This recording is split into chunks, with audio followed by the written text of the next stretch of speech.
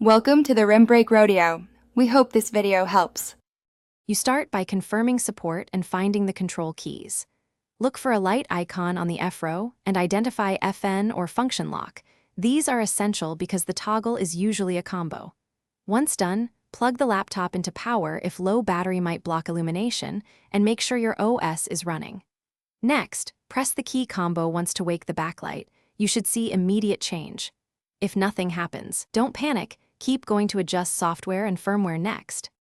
Once the hardware combo didn't fix it, move into software.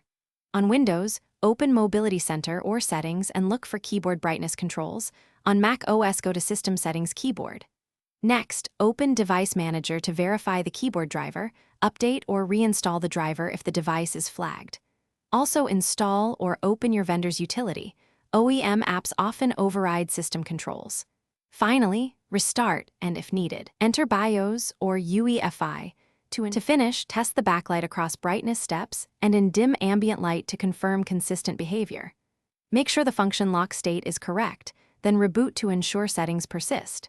If it still fails, reset the system controller, SMC on Mac OS or EC reset on many laptops, or restore BIOS defaults because firmware glitches can block lighting. One key troubleshooting tip. If hardware seems faulty, inspect or reset the keyboard ribbon only if you're experienced. Otherwise, seek authorized repair to avoid voiding warranty.